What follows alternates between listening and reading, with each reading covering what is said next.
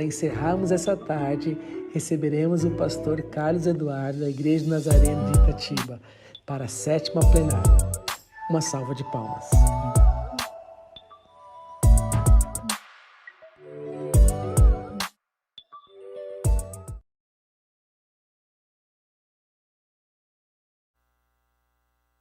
Não me larga aqui sozinho, não. Pelo amor de Deus. Glória a Deus. Chega, gente, chega, gente. Glória a Deus. Que coisa boa a gente poder pensar um pouquinho nessa tarde algumas coisas tão importantes para a nossa vida enquanto igreja, para a nossa história enquanto igreja. Eu queria dar a você uma frase, ela tem me acompanhado e eu queria que você pensasse um pouquinho nela. A frase é a seguinte: para alguma coisa acontecer de repente, ela demora muito tempo. Para alguma coisa acontecer de repente, ela demora muito tempo. Algumas pessoas às vezes acham que tudo que acontece, acontece num passe de mágicas. A gente tem a capacidade às vezes de se deslumbrar com algumas coisas, mas não sabe o preço que essas coisas causam. Às vezes a gente olha uma movimentação e a gente acha que é sobre estrutura. Às vezes a gente acha que é sobre cadeira, é sobre luz, é sobre som, mas nada disso faz a diferença, porque na verdade tudo é sobre pessoas. Esse é o maior desafio, pessoas. O maior bem que Deus tem nos dado não é administrar coisas, administrar pessoas. Fazer com que essas pessoas sejam apaixonadas pelo Senhor e pela igreja. E eu confesso a vocês que isso não é de maneira nenhuma um mérito de uma pessoa, de um líder. Isso é um mérito de pessoas que têm um coração que vão muito mais além do que aquilo que estão vendo. Eu seria absolutamente errôneo se eu começasse esse tempo aqui hoje falando sobre fazer diferença, se eu não apresentasse para vocês quem realmente faz a diferença nessa igreja. Tem uma equipe de pessoas que dão a vida por Cristo e pela igreja. Todos esses homens e mulheres, eles são totalmente voluntários nessa casa. Todos eles são voluntários. Tem gente aqui que está conosco aqui pensando efetivamente nessa conferência desde segunda-feira. Mexe para lá, mexe para cá, corre para lá, deixa os seus afazeres. Gente que tem o seu trabalho, administra a empresa, constrói situações, que parou tudo no seu tempo para pensar como a gente pode gerar a melhor e mais poderosa experiência para quem chegar aqui. Eu queria dizer para vocês, só vale a pena porque é vocês. Não valeria a pena se não fosse vocês. Só vale a pena porque é vocês. É muito bom a gente subir aqui e ter um microfone, mas eu sempre acreditei que na verdade a minha posição aqui é dar voz a vocês, porque vocês é que fazem tudo isso aqui valer a pena.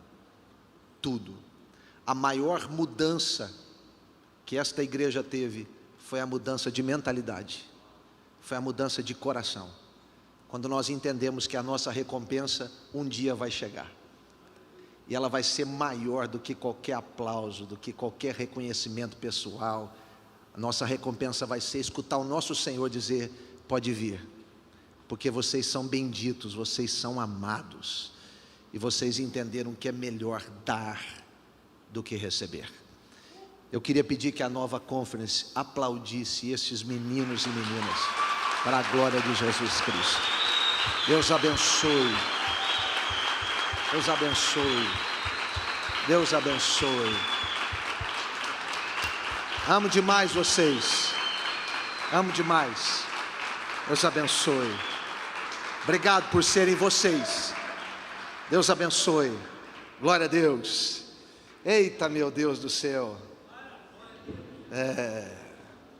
Meu Deus. Que coisa boa. Faça mudanças, mas busque equilíbrio. Faça mudanças. Diga para quem está pertinho de você: faça mudanças. Não é possível que você saia daqui, destes 2 dias de um intensivo, tendo medo de fazer mudança. Faça mudanças, mas busque equilíbrio. Eu vim aqui hoje para, pelo menos, fechar esse tempo da tarde dizendo para você: é importante que você tenha consciência de que tudo que você ouviu, tudo que você viu, você não pode voltar para a sua igreja e querer fazer amanhã. Amanhã. Como eu disse para você, para uma coisa acontecer de repente demora tempo, é uma construção.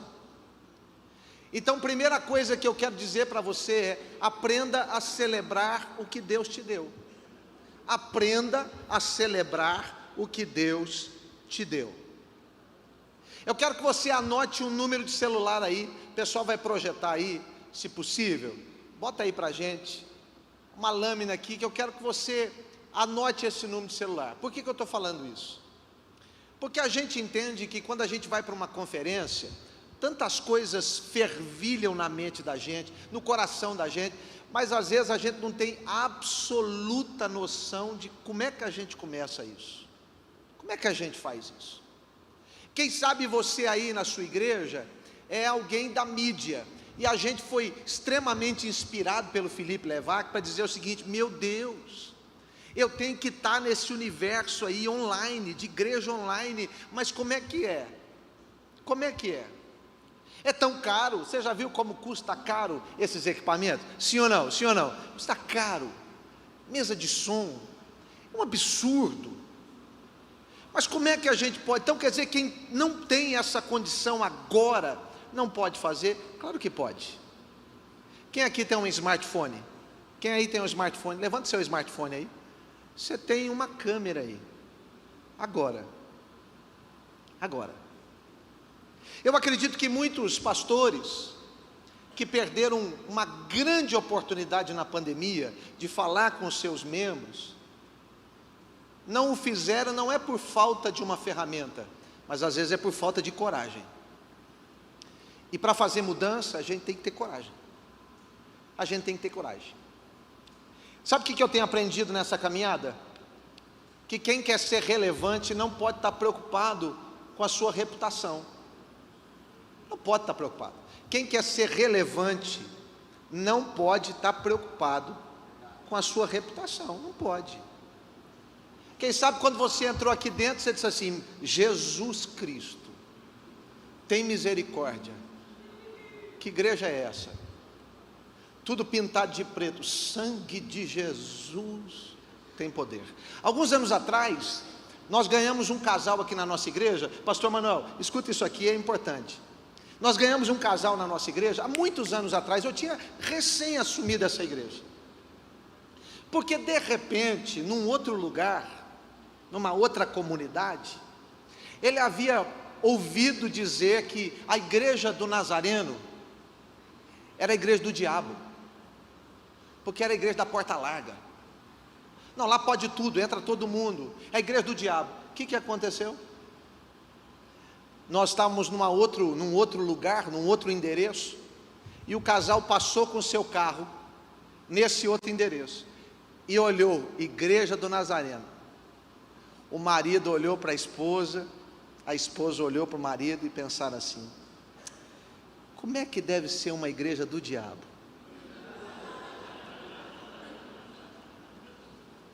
Sabe o que aconteceu? A curiosidade os fez entrar, para nunca mais sair. Sabe por quê? Não acredite em tudo que dizem. Porque às vezes as pessoas acham que nós estamos pensando ou fazendo por causa de nós. Não é sobre nós. É tudo sobre Ele.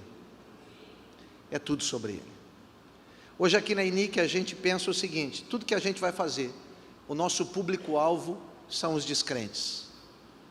Eu não subo nesse púlpito aqui para pregar para crente, eu subo para pregar para descrente. É assim que eu faço. É verdade. Quando eu vou falar com descrente, quem está aqui dentro vai me entender. Mas se eu falar só para crente, quem vier de fora não vai entender nada. Porque a gente tem uma linguagem estranha, não é assim? A gente já vai cumprimentar alguém e diz assim: varão. O cara pensa que você está falando de um bambu alto. Eu fico imaginando aqueles cânticos antigos que a gente cantava: Jeová é o teu cavaleiro. O cara pensava que entrou numa hípica. Está tendo uma aposta de cavalo lá. Quem é esse Jeová? E será que o cavalo dele está na frente ou não? Ou será que ele está perdendo? Nós perdemos o senso da linguagem. E eu aproveito para dizer o seguinte: por causa disso, nós perdemos a oportunidade de fazer uma ponte significativa entre as gerações. Diga comigo: existe uma geração que está dando tchau. Agora diga: e existe outra geração que está dizendo: bom dia, eu cheguei. Como é que você faz a ponte disso? Como é que você gera esse equilíbrio? Abre comigo lá em Provérbios. Nós precisamos de sabedoria. E o nosso mestre aqui, pelo menos nesse tempo, é o grande Salomão, o homem da sabedoria. Ninguém pode fazer nada se não tiver sabedoria, e sabedoria que vem do alto. Amém ou não? Amém. Então Provérbios capítulo 20, abre lá comigo, verso 29. Eu estou lendo na NVT. Provérbios 20, 29 diz assim: a glória dos jovens está em sua força, e o esplendor dos idosos em seus cabelos brancos ou em suas experiências. Diga comigo: força, experiência. Pois bem, agora com aquela vivacidade de quem parece que começou a conferência agora, diga: força, experiência. Não existe mudança sem esses dois elementos. Ninguém muda sem força, mas também ninguém muda sem experiência. Ninguém faz isso. Então nós precisamos entender como é que nós ligamos esse elo. Deixa eu dizer uma coisa para você: não vai dar certo se você chegar e voltar para a sua igreja, para o lugar onde você está, abrir a gaveta e colocar tudo que você ouviu nela, fechar e dizer: deixa lá. Não vai dar certo. Mas também não vai dar certo se você chegar agora na sua igreja e querer fazer coisas que nem você sabe direito, nem você entendeu direito o que é isso. Você precisa ter um equilíbrio. É sobre isso que eu quero falar. Quais são os desafios que a gente tem para esse equilíbrio? Eu acho que isso aqui para mim é o ponto de partida. Quais são os desafios? Se você não entende os desafios, você não tem ferramentas, você não sabe como aplicar as ferramentas. Então, observe quais são os desafios. O primeiro deles é o desafio de tornar uma igreja contextual sem perder a sua essência. Você exaustivamente ouviu gente dizer aqui, desde o pastor Flávio ontem à noite, até o pastor Manuel Lima, agora há poucos minutos. Ninguém aqui está querendo mexer na essência. Deixa eu dar uma palavra melhor para você, para a gente atualizar esta expressão essência: DNA. DNA. Eu acabei de apresentar para vocês uma equipe que trabalhou aqui. Sabe por que eles servem? Porque servir faz parte do DNA, é natureza. é natureza de Deus na vida de uma pessoa. Deus é o primeiro que serve. Não existe, escute isso aqui comigo, pastor, líder, você, membro, voluntário, escute. Não existe nada do que Deus estabeleça como princípio que Ele mesmo já não tenha feito. Quando Deus diz que a princípio dá, Ele primeiro deu. Quando Deus diz que a princípio a gente se alegrar, Ele primeiro se alegrou. Quando Ele fez tudo, viu Deus que isso era bom. E como é que Ele celebra? Ele celebra no descanso. Tem gente aqui dentro que não sabe celebrar no meio do descanso. Não sabe celebrar as coisas que Deus está te dando. Nós temos um desafio de contextualizar tudo o que recebemos. Cada um de nós na sua essência, cada um de nós no seu lugar, cada um de nós. Minha esposa é catarinense e eu nasci para o ministério em Santa Catarina, Lages, Santa Catarina. Eu sou fruto do ministério do pastor Marcos Eberhardt, que está nos vendo aqui agora. E eu me lembro que quando a gente pensa nas regiões, a gente olha que cada uma delas tem as suas peculiaridades. É muito engraçado isso, é muito legal isso. Por exemplo, se eu chegar lá em Santa Catarina, para um menininho que está correndo na rua e falar assim: ei moleque, isso vai soar como uma ofensa. Ai moleque, mas aqui para nós moleque é carinhoso, sim ou não? Quem é de São Paulo aqui, moleque é carinhoso, não tem nada de pejorativo. Eu brinco aí, os moleques da igreja: ei molecada, chega aí. Não tem nada de pejorativo. Mas como é que você vai fazer mudanças se você não entende contextos? Qual é o seu contexto? Qual é o seu contexto? Você está plantado em que lugar? Você sabe a história do lugar onde você está? Você sabe a história da cidade que você está? Do estado que você está? Do bairro que você está?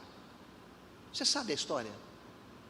Eu não nasci em Itatiba, eu não sou itatibense de nascimento, mas eu sou cidadão itatibense. Eu fui reconhecido aqui como cidadão itatibense. Sabe qual foi a primeira coisa que eu fiz quando eu soube que eles me agraciariam com o título de cidadão itatibense? Decorar o hino de Itatiba. Sabe por que eu pensei comigo assim: meu Deus, no dia que me chamar lá, eu tenho certeza, é uma solenidade. Vão cantar 2 hinos. O hino nacional brasileiro, que tem muita gente que não sabe.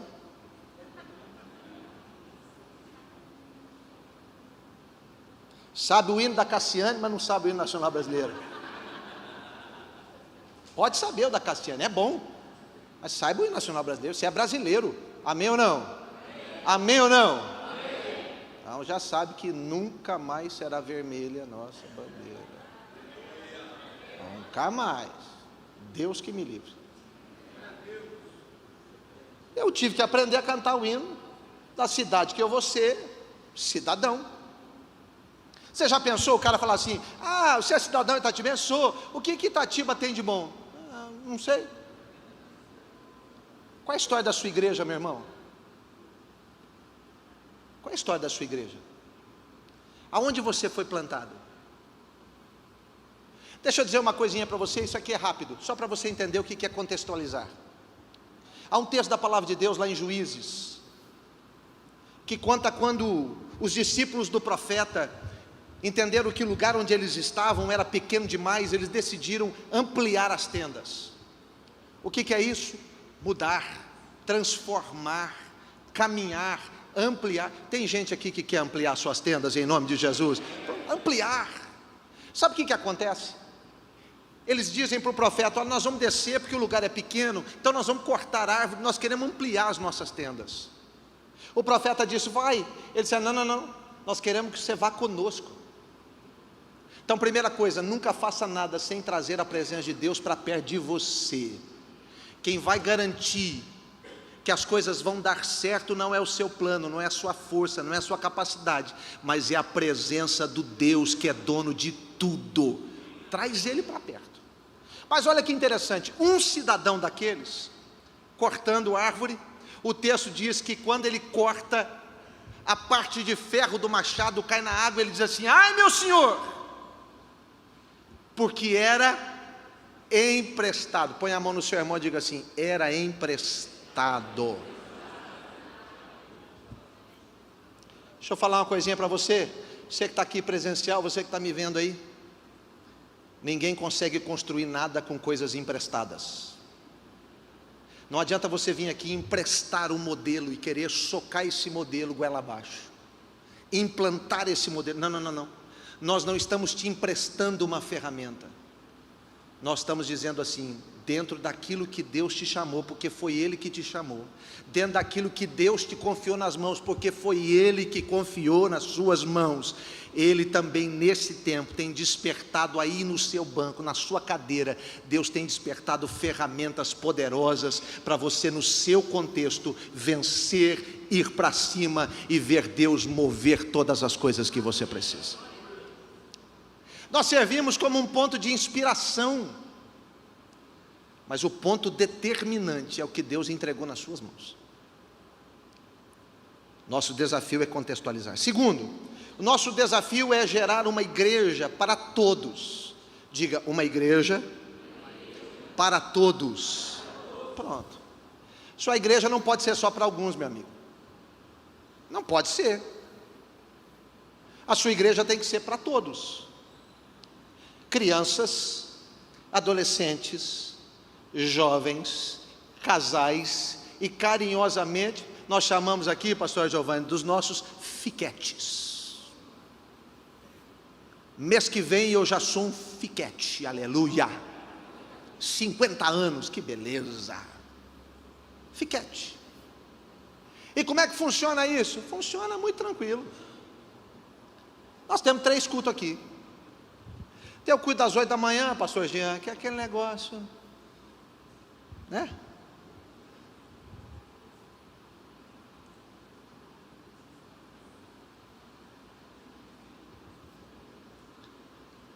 Tem um culto das 10h15 que o pau pega.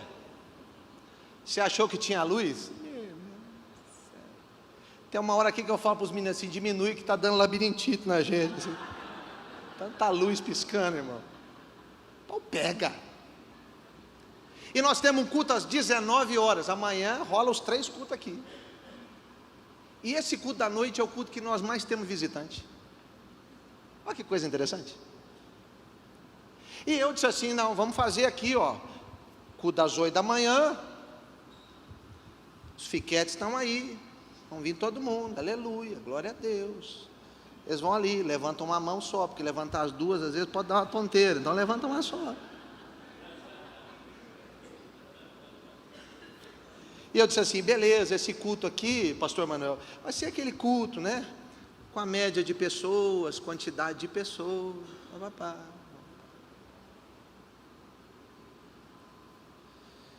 Domingo passado, eu fiquei olhando para esse culto, sentadinho ali, onde eu fico sempre. Eu olhei e disse assim: cadê os fiquetes? Eu estou procurando uns cabeça branca. Tem cabeça branca aqui ou não? Tem uns que ficaram tão branco que caiu. De branco passou a liso. Cadê esse povo? Cadê esse povo? Nada. Eu disse assim: meu Deus do céu, Jesus amado, eu acho que eu vou ter que falar com os meninos ali, gente, muda um pouco mais, vamos deixar mais devagar ainda, porque eles não estão vindo.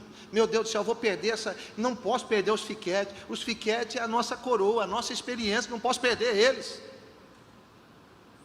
Vamos para o culto das 10h15, o pau torando, pensa um pau torando, eu estou olhando os fiquetes ali.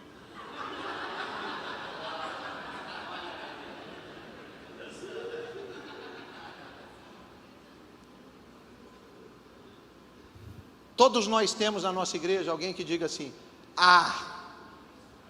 mas não precisa disso. Mas não é sobre necessidade. Eu sei que você é bem assistido. É sobre entender a nossa relevância. Eu disse aqui e eu continuo afirmando: eu não vou perder mais nenhum jovem para o mundo, para nenhum lugar de promiscuidade, porque vão dizer que aqueles não acham lugar, porque é muito barulho. Deixa o barulho pegar, deixa pegar. Eu prefiro que eles cresçam aqui, pulando e dançando na presença do Pai, do que lá fora. Eu prefiro. Nós temos o desafio de gerar uma igreja para todos. Terceiro desafio, o desafio de fazer agora,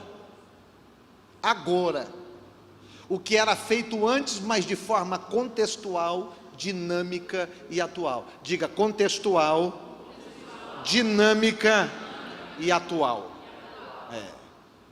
Contexto tem a ver com conhecer a realidade. Atual significa perceber como as coisas caminham. Pastor Jean, quando que a gente ia imaginar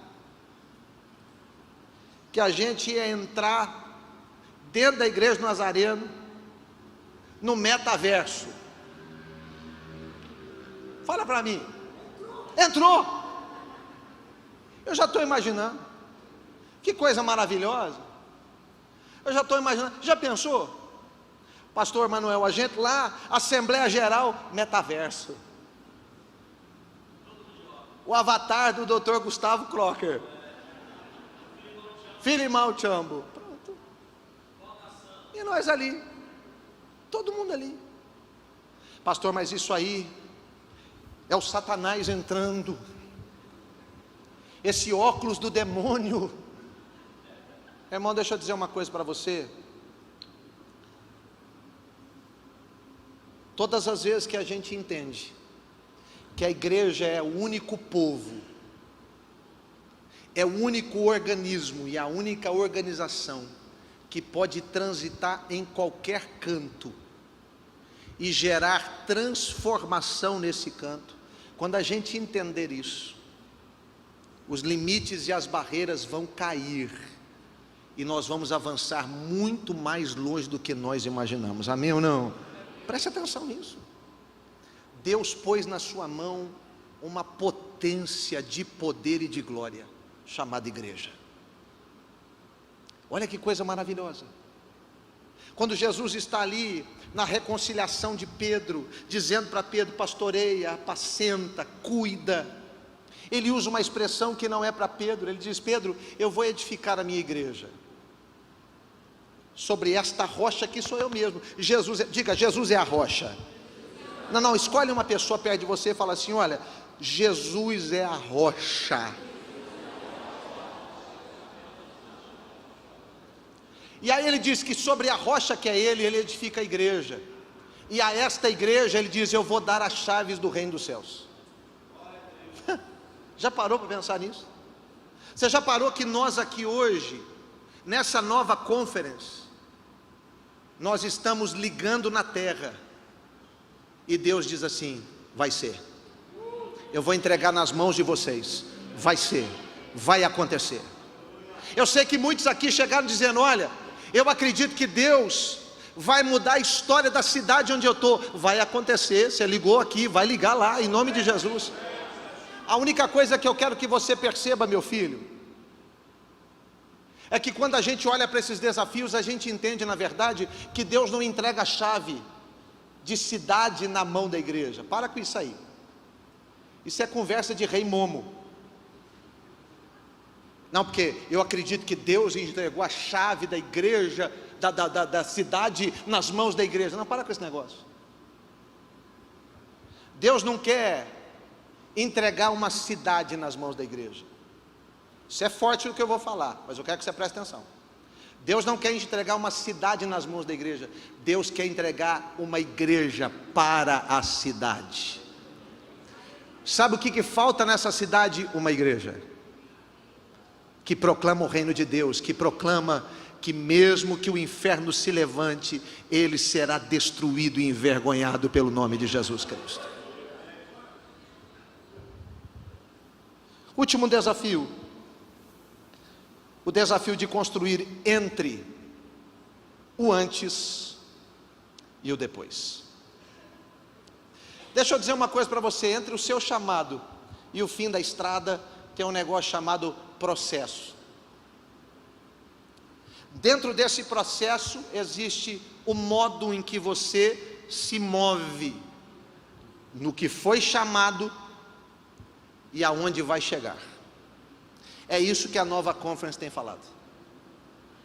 Nós não duvidamos do chamado e nem somos incrédulos com o fim, mas nós precisamos repensar o processo. E é esse processo que é o desafio para nós: fazer entre o antes e o depois. Como é que a gente busca esse equilíbrio? Número 1, a primeira coisa que a gente precisa fazer é entender os papéis da competência. O texto que nós lemos diz: os jovens são fortes, e os idosos são experiência. Você entende as competências? Você entende os papéis claramente ou não? Ou você entrega para os idosos para fazer algo que é força e entrega para os jovens o que é para fazer algo de experiência? Você entende as competências? Entende isso, sim ou não? Quem sabe a gente precisa voltar para a nossa casa, para a nossa realidade, e começar a entender que a gente precisa botar as competências, cada uma na sua casa, em ordem. Está errado. Às vezes não falta recurso, o problema é que você não tem experiência para aplicar recurso, e quando a tem, não tem força. Não tem força. Deixa eu dizer uma coisa para você, olha, em alguns momentos eu pastoreio essa igreja aqui há 17 anos como pastor sênior. Eu estou aqui há 21 anos. Eu cheguei aqui nessa cidade no dia 3 de fevereiro de 2001. Eu e a dona que está ali, que diz o Jean que é ela que manda. Falou. Não, é ela mesmo, ela manda.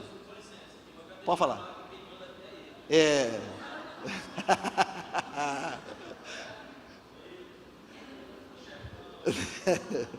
Eu cheguei aqui dia 3 de fevereiro de 2001, eu e a dona, 1 mês e meio de casado.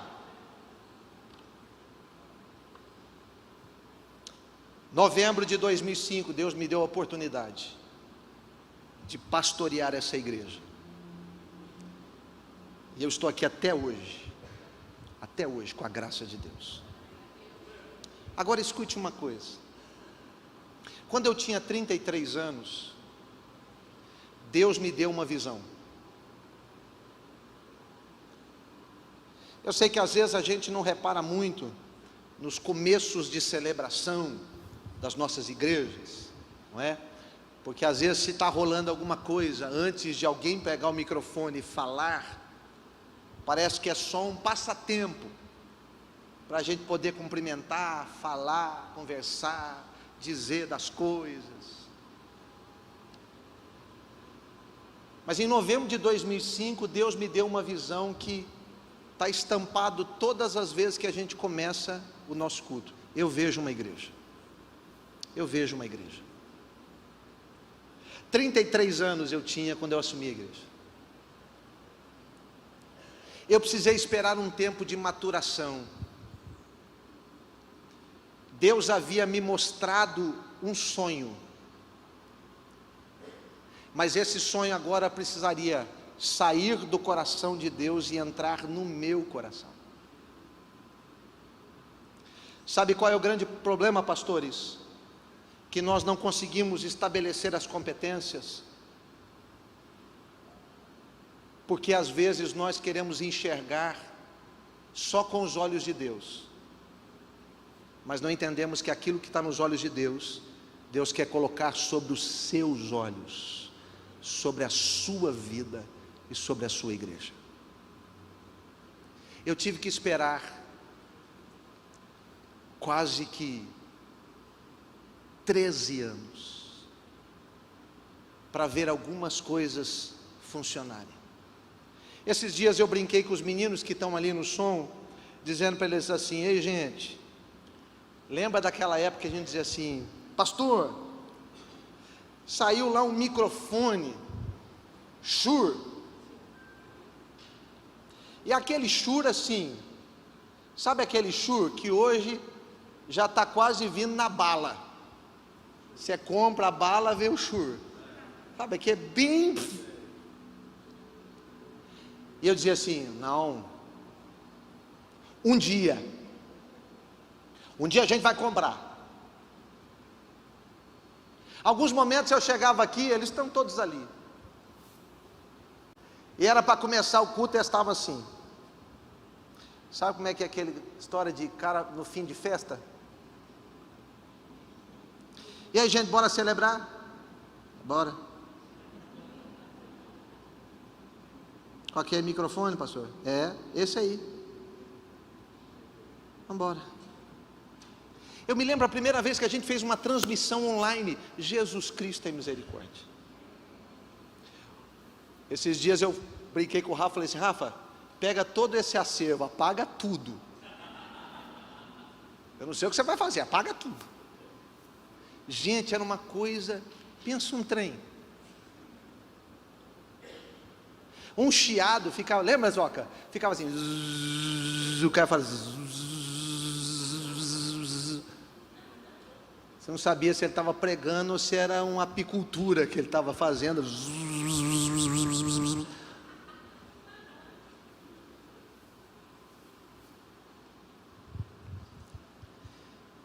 E eu ainda ouço pessoas dizendo assim, mas é pastor, porque você não sabe, aonde eu estou é difícil.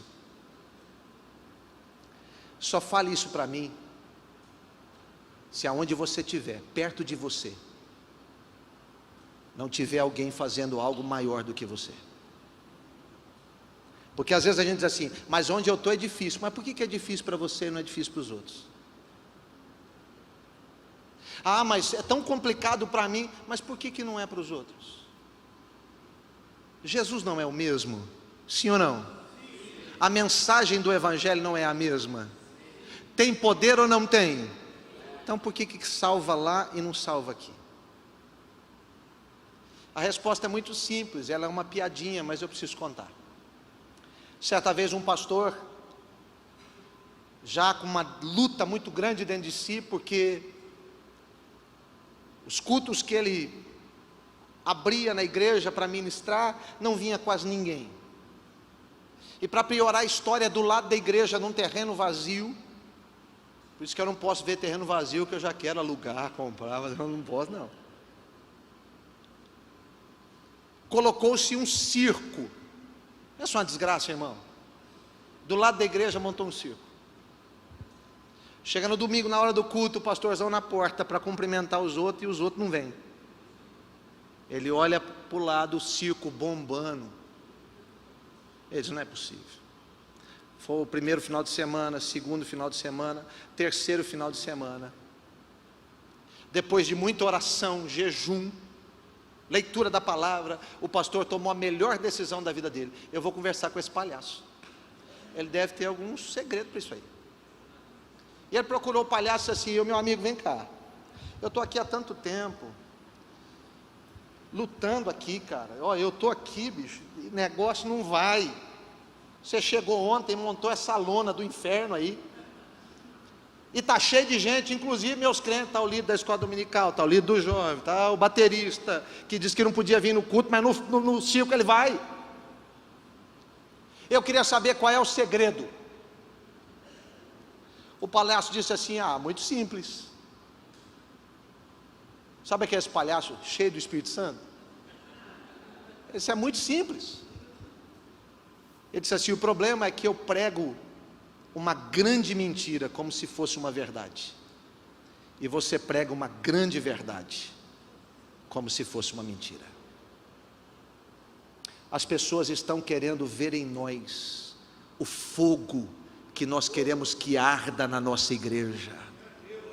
Ei pastor, me permita dizer isso, eu sou pastor como você, eu também passei pelas mesmas coisas que você, eu sou presbítero ordenado da igreja do Nazareno como você também é, e eu passei por todas as instâncias, e estou aqui pastoreando uma igreja.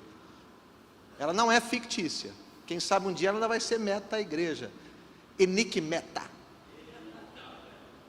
né? Quem sabe?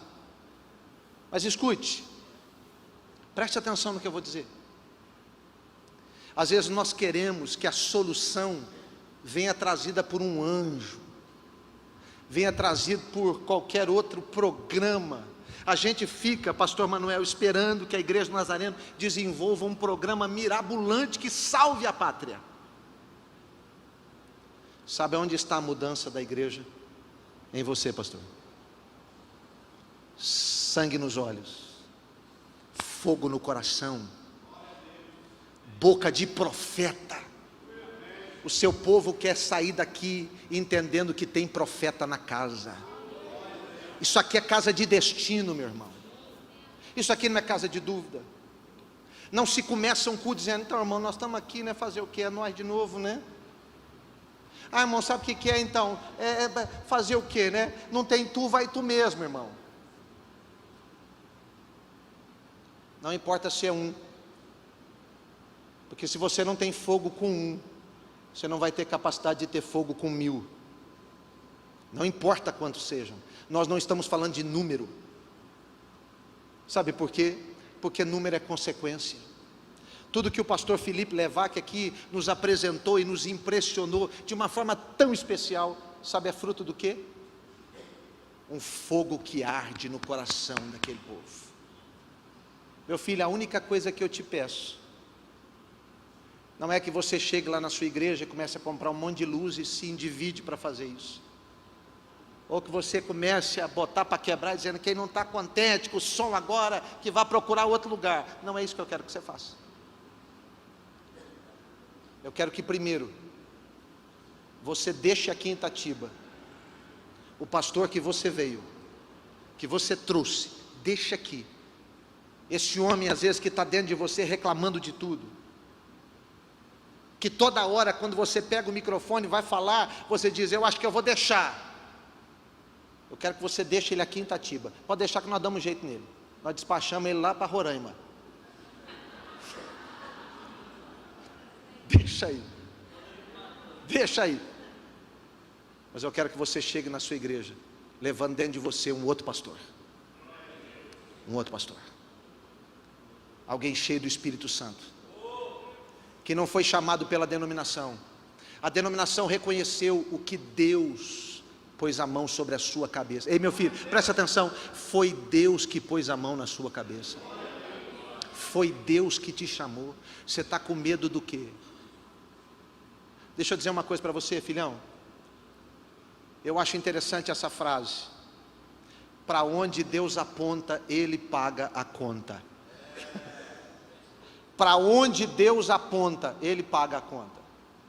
Se o sonho é seu, dá seus pulos, meu irmão. Vai fazer cantina, vai vender pizza, vai fazer churrasco, vai fazer tudo. Se o problema foi você, se é o seu sonho, seu pensamento. Agora, se é o pensamento de Deus, para onde Deus aponta, Ele vai pagar a conta. Foi assim na sua vida? Aonde são as suas experiências? Comece a mexer com as competências. Existe um momento em que você vai ter a jovialidade de Deus para ter força. Pastor Manuel Lima, no nosso grupo, colocou uma frase do pastor Alessandro, lá do Rio de Janeiro. Há momentos em que nós precisamos de prudência. E é verdade. Nós precisamos ser prudentes. Mas tem outros momentos que nós precisamos ser valentes.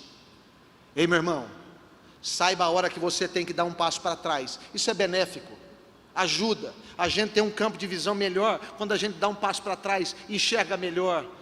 Mas quando Deus disser para você: vai para cima, vai igual um leão, porque quem te chamou, quem fez a promessa, é fiel para cumprir até o dia de Cristo Jesus. Segunda coisa, eu vou ficar nesses dois, já me dou por satisfeito. Construa uma ponte que liga o melhor de cada um de nós. Diga assim: Deus me chamou para ser uma ponte. Há um tempo atrás eu ministrei uma palavra aqui na igreja dizendo: Deus não nos chamou para ser escada, Ele nos chamou para ser ponte. Escada é um negócio que só sobe um, e um monte embaixo segurando. Escada é aquele negócio que um monte de gente embaixo contempla o alcance de um só. Deus não te chamou para isso. Igreja não é um ajuntamento de pessoas que fica embaixo batendo palma para um que alcançou. Não, senhor. Igreja é ponte. Não passa um só, passam todos. Todos. Quando nós tivemos um tempo de pandemia, aqui na cidade nós fomos a primeira igreja que fechou. Lembra disso, Lucas? A primeira igreja. Não tinha decreto, não tinha nada. Eu fui para frente de um celular dizer: irmãos, a partir de semana que vem, nós estaremos encerrando as nossas atividades presenciais. Depois disso veio tantas coisas. Nós ficamos aqui, esta igreja, 10 meses fechados. 7 meses da primeira vez, 3 meses da segunda. 10 meses. 10 meses. Você sabe o que é isso? Quando tivemos a oportunidade de voltar, todo mundo dizendo: não, agora é só recomendação, vamos para cima, vamos voltar. Pastora Giovânia disse assim para mim: pastor, existem alguns fiquetes que não vão poder voltar, porque o decreto abriu para todo mundo, menos para os fiquetes. Lá fui eu de novo, num culto online. Você sabe o que é isso? Ei pastor, você sabe o que é pressão? Você sabe, né? Pressão, seu WhatsApp. Ei pastor, não vai voltar? Está todo mundo voltando. Quando a pessoa diz assim para você: está todo mundo voltando, ela está dizendo para você assim: se você não abrir o olho, eu vou para lá e largo você aqui. Não quer saber. Não vai voltar? Eu fui para frente de uma câmera e dizer assim: nós fechamos com todo mundo, nós vamos abrir com todo mundo. Não vai ficar uma unha para trás. Uma unha para trás. Qual é a primeira coisa que a gente pensa? Meu Deus, como é que vai ser as finanças da igreja? Tem compromisso, meu Pai Celestial, tem aluguel. Depois do intervalo aí, eu queria desafiar você, se você achar interessante, que você visite o nosso anexo aqui, que é a nossa igreja para criança. Nós tínhamos acabado de fechar o contrato para alugar a igreja para criança. Acabado. Tinha compromisso, pagar aluguel. É claro que, como todos, nós fizemos o que podíamos fazer. Procura todo mundo, escuta, olha, pode dar uma força aí, está tudo fechado, está tudo. Mas quer que eu te diga? Eu pedi perdão a Deus por causa disso, sabe por quê? Porque o meu desespero de negociar revelou a minha incerteza de saber que para onde Deus aponta, Ele paga a conta. Nós ficamos 10 meses fechados. Eu vou dizer para você que eu nunca vi uma generosidade tão grande dessa igreja. Eu nunca vi. Num dos nossos quase últimos cultos online, e eu encerro, nós estávamos aqui, pastor Fausto, nosso querido pastor Fausto ainda estava vivo, e eu me lembro que eu sentado aqui, onde o pastor Charles está, pronto para esperar o pessoal, todos esses meninos aqui comigo, isso aqui, as cadeiras eram arredadas, a ilha era toda aqui, transmissão, tudo aqui próximo, luz, câmera, e eu sentado ali, pessoal do louvor terminando, eles iam fazer uma inserção, uma mudança, e eu rapidamente subiria para me posicionar para pregar. Eu dei a volta, esperei meu tempo aqui, e aqui nessa cadeira eu chorei dizendo: Senhor, eu não aguento mais. Eu não aguento mais. Eu não aguento mais olhar para cadeiras. O Senhor me chamou para pessoas. Eu não aguento mais. Eu estou sozinho. Eu me sinto sozinho. Eu olhava para a equipe, tentava motivá-los, mas dentro de mim eu não encontrava motivação. Eu não vou aguentar mais. Eu não vou aguentar mais. Aquele domingo pela manhã eu liberei uma palavra. Deus sabe como eu liberei essa palavra. Ministrando alguns pontos que o Espírito de Deus tinha falado ao meu coração. E eu dizendo comigo: pena que o Senhor não faz isso acontecer comigo, né? E eu terminei, desci. Os meninos subiram para mais um cântico. O pastor Fausto veio até perto de mim. Carinhosamente ele falava assim: ei, mano, que bênção. O pastor Fausto era muito querido. Ele disse assim: mano, que bênção. Que palavra abençoada, que bênção. E eu dentro de mim dizia assim: bênção porque não é com você. Mas com você ia ver. Sabe quando a gente fica... E eu fiquei ali. Acabou.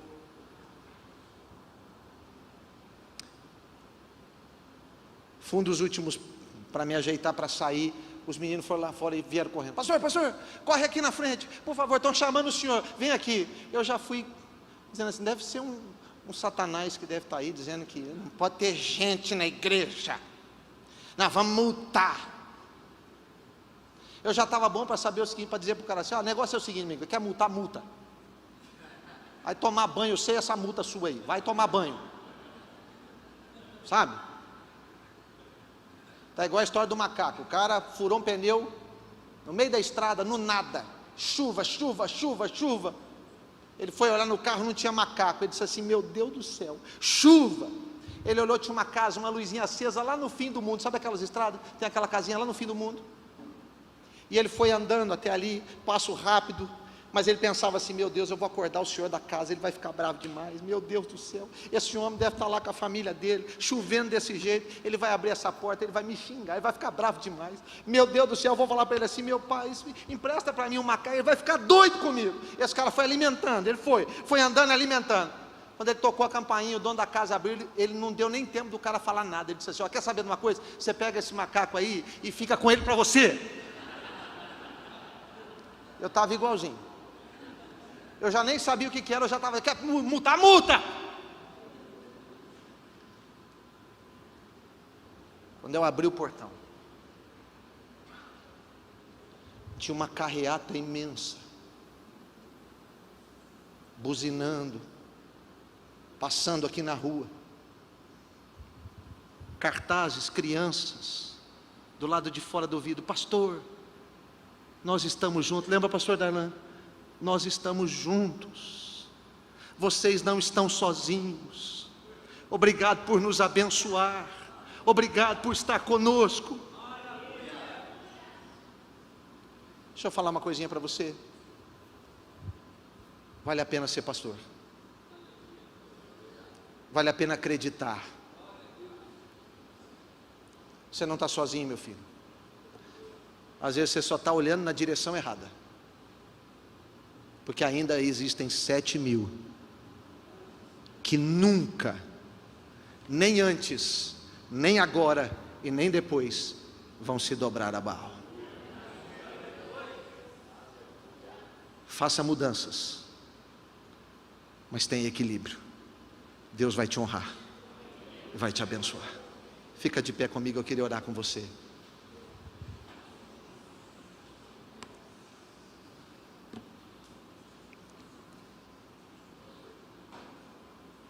Na verdade, o direito dessa oração não é nem minha. Quero pedir que o pastor Manuel Lima ore por nós, ele é o nosso líder. Mas eu queria pedir que você, que é pastor, que você viesse aqui nesse altar para dizer: eu tenho certeza que eu vou sair daqui renovado pelo Senhor, com uma unção fresca sobre a minha cabeça, com uma chama ardendo no meu coração,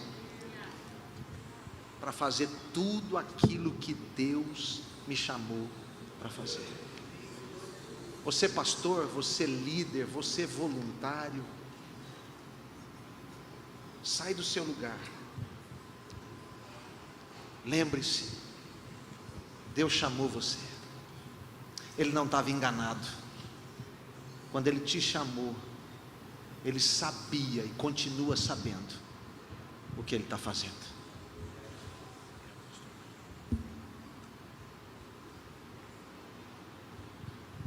Senhor, muito obrigado, Pai, porque nas nossas igrejas nós temos os nossos velhos que trazem a sabedoria,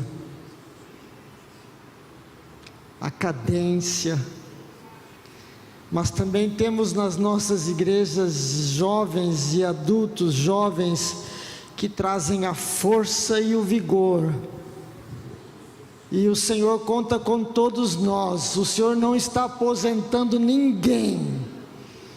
O Senhor está aqui trazendo, Senhor, a força do sinergismo dessas dois grupos de pessoas na igreja, Senhor, para que nós possamos fazer a diferença nos próximos anos, neste Brasil e fora do Brasil, Senhor.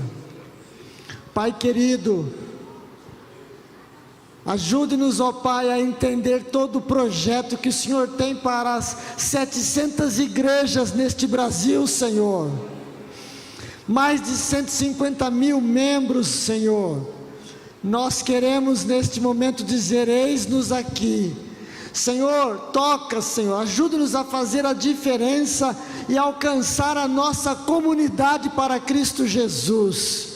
Com, Senhor, força, na igreja, na internet, Senhor, nos cultos online, no metaverso, até Cristo voltar, Senhor. Nós queremos ver uma igreja envolvente nesta sociedade, uma igreja cheia do Espírito Santo, uma igreja avivada, uma igreja que crê naquilo que prega, uma igreja que prega com força para que outros possam receber a mensagem, Senhor. Pai querido, lembramos desses que estão aqui neste altar, dizendo: Senhor, eis-me aqui. Senhor, toca na minha vida, toca-me com unção do altar, toca na minha boca, toca na minha mente, toca, Senhor, no meu corpo, para que eu possa ser usado na obra, Senhor. Dá, Senhor, ideias novas. Senhor, coloca jovens ao nosso lado para que possam fazer aquilo que nós não entendemos e que para eles é normal, porque são estes que entendem o que passa na mente daqueles jovens, adolescentes que estão envolvidos na prostituição, como ouvimos falar, homens e mulheres que estão traindo suas famílias mesmo dentro de casa, Senhor, jovens que estão perdidos na vida, Senhor, apenas buscando entretenimento, que eles possam abrir, Senhor, conectar em várias igrejas aqui e encontrar a resposta, Senhor, para o dia a dia. Pai querido, pedimos, ó Pai, que o Senhor dê sabedoria para todos que estão aqui, para saber o que fazer, mas também o entendimento que vem de Deus, para montar equipes de trabalho, equipes que vão pensar, sonhar e planejar uma igreja forte, uma igreja resiliente, uma igreja que esteja disposta a fazer a diferença, Senhor. E nós estamos declarando que a igreja do Nazareno está, Senhor, cada vez mais firmando o entendimento desse novo tempo no Brasil, Senhor. Nós oramos, ó Pai, e pedimos que o Senhor possa confirmar no coração de cada um que está aqui, Senhor, o projeto, o plano que o Senhor tem, Senhor. Vamos fazer sim, Senhor, buscando forças, mas também entendimento daquilo que o Senhor tem. Obrigado pela palavra de desafio que o pastor Carlos traz para nós agora, Senhor. E, Senhor, podes contar conosco. Oramos, ó Pai, em nome do Senhor Jesus Cristo. Amém. Amém. Deus os abençoe. Deus os abençoe.